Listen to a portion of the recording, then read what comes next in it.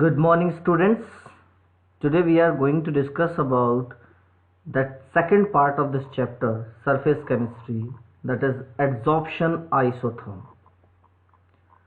Right. In the first part, we had discussed about the small introduction of surface chemistry and adsorption also. But today we are going to discuss about adsorption isotherm. Isotherm, such cases, such graphs, such plot in which or such phenomena in which temperature is constant are known as isothermal process, isothermal phenomena. Here we are going to discuss about adsorption isotherm.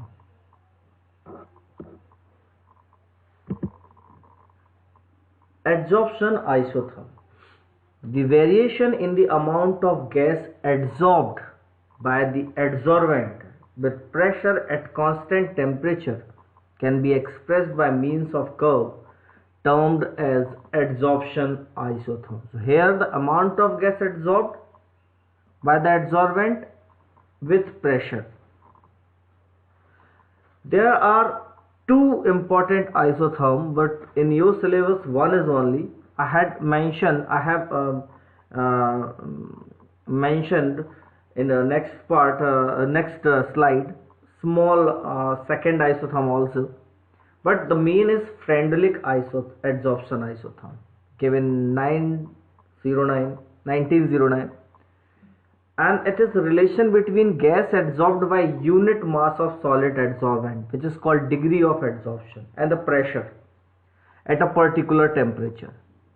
The relationship can be expressed by the following equation. Degree of adsorption is equal to x by m, which is equal to Kp 1 by m. Degree of adsorption according to Freundlich is directly proportional to the pressure to the power 1 by m. When we remove proportional sign, what we get? X by m is equal to Kp 1 by m, where x is the mass of gas adsorbed on mass m of the adsorbent, which is x by m. X is mass of gas adsorbed and m is mass of adsorbent, and this ratio is called degree of adsorption. P is pressure, K is adsorption constant, and N is a constant which depend on the nature of adsorbent and the gas at a particular temperature or conditions. Adsorption varies with pressure according to the following condition. Condition 1, at low pressure N is equal to 1 and Xm is equal to Kp. It means Xm or degree of adsorption will be directly proportional to pressure at low pressure. So the graph will be straight line in this case. At a moderate temperature, X by m will be equal to Kp 1 by n according to that equation, and at high temperature N will be infinity. In that case, that 1 by n will be 0, almost 0, and hence what we get? P, the power of any quantity, if it is 0, then the value will be 1. So P 1 by n is equal to 1 here, so x by m is equal to k. So in that case, the graph is parallel to the x-axis and it is constant. The adsorption is constant. It happens when the adsorbent is saturated by adsorbate at high pressure. Log form of this adsorption isotherm equation is given by according to the following equation. Right. Here we are going to discuss about graph based on it. First graph that showing the graph according to the pressure. At low pressure, x by m equal to Kp. At moderate pressure, x by m equal to Kp 1 by n. So we can find a slope here, and at very high pressure, x by m is equal to K. T is constant, it is complete isotherm. And here one more important thing, that we know as temperature increase, generally adsorption decrease. So As temperature decrease, adsorption increase. So three different isotherm given in it. At 273 Kelvin, the adsorption is smallest. At 244, it is relatively higher, and 195 it is highest. Also a graph according to the log form of this. So log xym and log p. So in this graph, you can see that intercept will be log k and the slope will be 1 by n. One more adsorption isotherm known, that is Langmuir equation. It is theta equal to kp plus 1, and graph is almost similar. Here at low pressure, that 1 is very greater than kp, so theta will be proportional to p.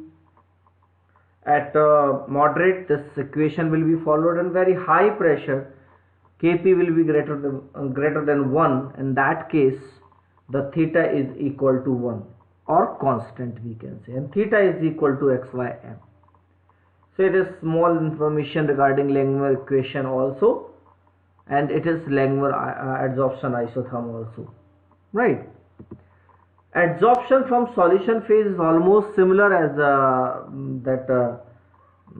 general adsorption or adsorption in when a gas adsorb on solid, like in French-Dirac isotherm. But here, that in place of pressure, we use concentration, molarity, right? So there are many examples of it, where a solution of acetic acid and water is shaken with charcoal. A part of acid is adsorbed by the charcoal, and the concentration of acid decreases in the solution. Initially, if we have 2 molar acetic acid, and when we shake with charcoal, afterwards we may get that the solution may have less concentration than 2 molar. So some part of acetic acid adsorbed on charcoal, right? Litmus solution, some more examples also given, and some points that we had discussed for gas adsorption, similar, and about adsorption given here. The extent adsorption decrease and increase in temperature, surface area required more, and concentration, obviously more concentration, more degree of adsorption, and nature of adsorbent and adsorbate also, right? So this is adsorption from solution phase. In place of P, there is C, and all conditions and requirements and factors are same as for gas adsorption on solid. Application of adsorption, these applications are very important for knowledge point of view as well as examinations point of view. Nowadays in various competitive examinations, example based on it regularly coming, right? So production of high vacuum, you can read all those, and if you have any doubt, you can discuss with me. Now catalysis, the rate of that substance which accelerate the rate of chemical reaction and themselves remain chemically and quantitatively unchanged after the reaction are known as catalyst, and the phenomena is known as catalysis. The substance which accelerate the rate of chemical reaction themselves remain chemically or quantitatively unchanged after the reaction are known as catalyst, and the phenomena is known as catalysis. The rates of number of chemical reaction can be altered by mere presence of foreign substance, which is catalyst. Some examples are here. Potassium chloride, when heated, strongly decomposed, slowly giving oxygen. The decomposition occurs in temperature ranges this. Initially very slow process of it is, but as MnO2 added, this process take place at lower temperature as well as faster. Promoters and poisons. Some substances are used as catalyst promoter and some are used as catalyst poison. As the catalyst promoter, you can see molybdenum in this process, a catalyst promoter, and some catalyst poison are also there. We'll discuss in when we discuss organic chemistry or further chapters, we'll discuss about catalyst poison also, right?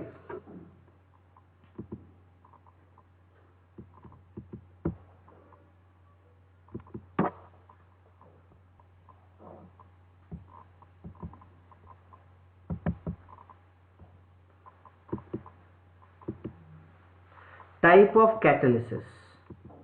Type of catalysis. Homogeneous catalysis and heterogeneous catalysis. The homogeneous catalysis, reactant, product and catalyst are in the same phase. The process is said to be homogeneous catalysis. Heterogeneous catalysis hide that when the reactant, product and catalyst are in different phase. The process said to be at least two different phases must be there. The process said to be heterogeneous catalysis. You can see inlet chamber process of manufacturing of sulfuric acid. SO2 plus O2 will combine in presence of NO and convert into SO3, and this process is an example of homogeneous catalysis. Similarly, hydrolysis of sugar is catalyzed by hydrogen ion furnished by sulfuric acid. Sucrose will turn out into glucose and fructose. This is again a homogeneous catalysis. In heterogeneous catalysis, that contact process of manufacturing of sulfuric acid is platinum is used for catalyzing this process, and an Ostwald process of nitric acid preparation, that oxidation of ammonia is done by this process, PT 3NO plus 6H2O. Right, so platinum again a solid substance, so again it catalyze reaction, and again it is an example of heterogeneous catalysis. Right, now adsorption theory of heterogeneous catalysis. Adsorption theory of heterogeneous catalysis. This is a theory to describe action of catalysis. It has 5 important steps. One is diffusion of reactant to the surface of catalyst. Wherever the catalyst applied, a catalyst used in a reaction, in that case reactant molecule diffused toward catalyst. The second is adsorption of reactant molecule on the surface of catalyst. The adsorption process is here is going to be processed. The surface of catalyst, unlike the inner part of valve, has free valency, as I already mentioned in first explanation of adsorption, and this provides seat for chemical forces of attraction. When gas comes in contact with such a surface, its molecules are held up here due to loose chemical combination.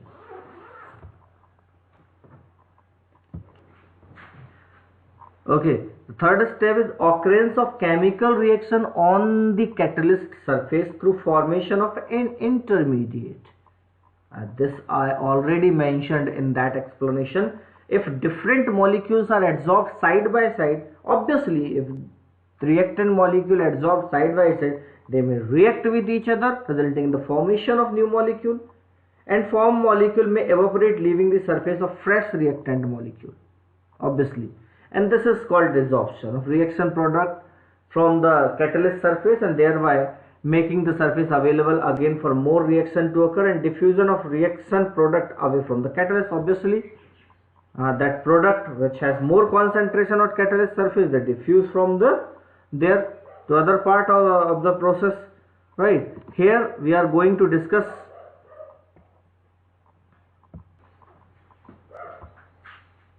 adsorption. This is the catalyst surface having free valencies. A and B are reactant molecule. They adsorb side by side. Hence they react and form intermediate, and then dissolve. So these the given in 4 diagrams, but important 5 steps generally uh, uh, occurs during such a process wherever catalyst use in chemical reaction. Right. Now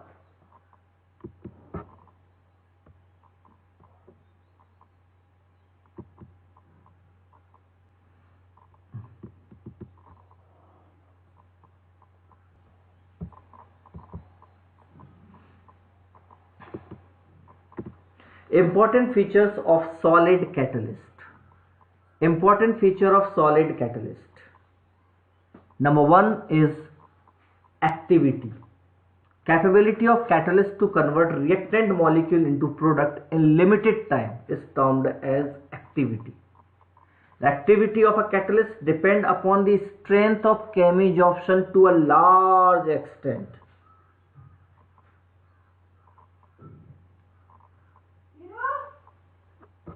To a large extent. The reactant must get adsorbed reasonably strongly on the catalyst to become active. However, they must not get adsorbed so strongly that they are immobilized and other reactants are left with no space on catalyst surface for adsorption. So sometimes it is better for catalysts to adsorb not exactly like physisorption but also not exactly like chemisorption. They need a firm bond, so they easily adsorb and easily come out. So for better catalysis, it is required that the adsorption between somewhere physisorption and chemisorption. Right. Otherwise, what happen that reactant molecule, if they strongly bonded with catalyst, it is difficult. Desorption is difficult in that case. Desorption of product is difficult in that case. It has been found that hydrogenation reaction, the catalytic activity increasing from group 5 to group 11 metals, with maximum activity being shown by the group 7 to 9 element in the periodic table during hydrogenation. This is an example of it. So 5 to 11 metals and 7 to 9 metals. 5 to 11 show catalytic activity and 7 to 9 metals showing very high catalytic activity. The second important feature of solid catalyst is selectivity. The selectivity of a catalyst is its ability to direct a reaction to yield a particular product selectively. When under the same reaction condition, many products are possible. This is very unique feature of the catalyst. You can see CO plus 3H2 in presence of Ni. CO plus H2 in presence of Ni forms CH4 and H2. Same will form CH3OH in presence of copper and zinc oxide. And same will form HCHO in presence of copper only. So this is the tendency of catalysts. They may direct reaction in different direction. Right. They may direct reaction in different direction.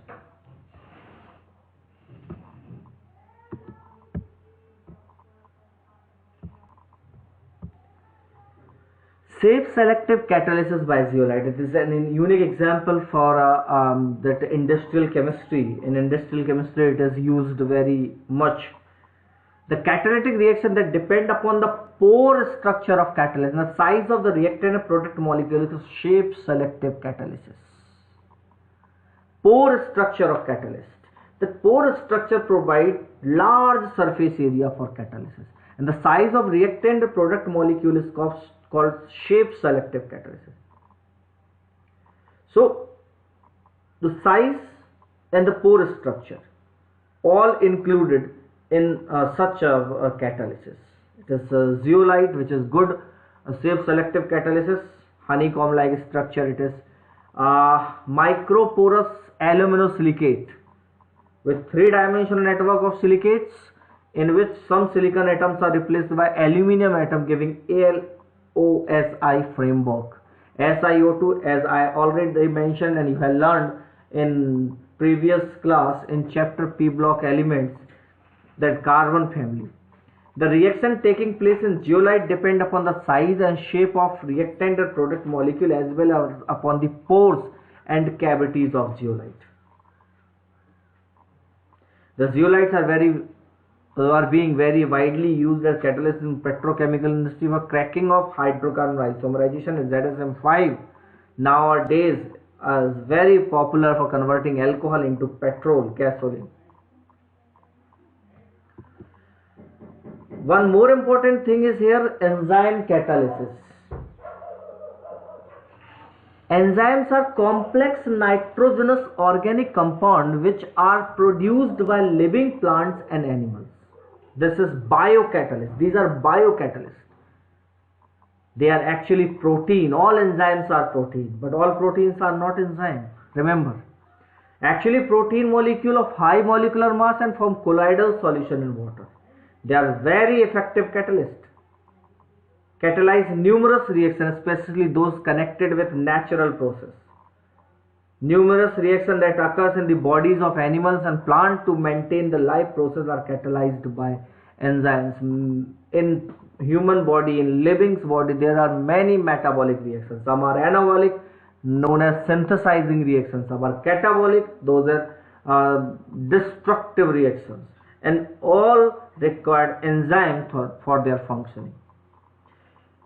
Termed as biochemical catalyst, and phenomena is known as biochemical catalysis. Inversion of sugar, invertase enzyme is used here. Decomposition of urea and ammonia, urease enzyme is used here. Right. In stomach, the pepsin enzyme convert protein into peptides, break down protein into smaller units. While intestine, the pancreatic trypsin convert protein into amino acid by hydrolysis. There are many examples of enzymes. They are biocatalysts and very, very important. The characteristics of enzyme catalysis: most highly efficient. One molecular enzyme may transfer 1 million molecules of the reactant per minute. Very high activity they have. High specific in nature. Particular enzyme is used for particular reactant. This is specificity. That enzyme cannot be used for another substance. Zymase catalyze the anaerobic oxidation of glucose into ethanol only. No other reaction catalyzed by zymase. Highly active under optimum temperature and optimum pH. Increasing activity in presence of activators and coenzymes. Enzyme activity is increased in presence of certain substance known as coenzyme. It has been observed that when a small non-proteinous part is present along with enzyme, the catalytic activity is enhanced considerably. Activators are generally metal ions such as Na+, Mn2+, etc., etc., etc. So some activators and coenzymes enhance activity of enzymes. They are inhibitor. They are actually promoter. Enzymes promoter. Right. Every enzyme, many enzymes are there which has always a coenzyme part or activator parts. Coenzymes are non-proteinous part and activators are generally metal ions. And inhibitor and poisonous. As a catalyst affected by inhibitors or poison, enzymes may also affect by inhibitors and poisons. Inhibitors and poisons react with their active sites and inhibit functioning of enzymes. Right. Mechanism of enzyme catalysis, here we are going to discuss. It is very, very simple mechanism. It is just like a lock and key hypothesis or enzyme substrate complex hypothesis. It is also known as. It is two-step mechanism. One is enzyme combined with substrate with their active sites. These are active sites of enzyme. This notches or space in substrate, they combine and form a complex, and afterward they convert into product. It is similar as a key can open only a lock, right? So this key is used to open this lock, and when lock is open, it will be converted into this part. The number of cavities present on the surface of colloidal particle of enzymes. Thus, number of surface present on the enzymes, you can see these are known as active sites. They are characterized by NH2, COOH, SS. Many functional group may possible here. That opposite nature of functional group may here, so they both may combine. These are actually the active centers on the surface of enzymes particles. The molecules of reactant which have complementary shape. Obviously, this is complementary shape. Complementary shape is such shape in which such cavity or shape may emerge or submerge in it. Like key. On account of presence of active groups, an activated complexes form which then decompose to yield the product.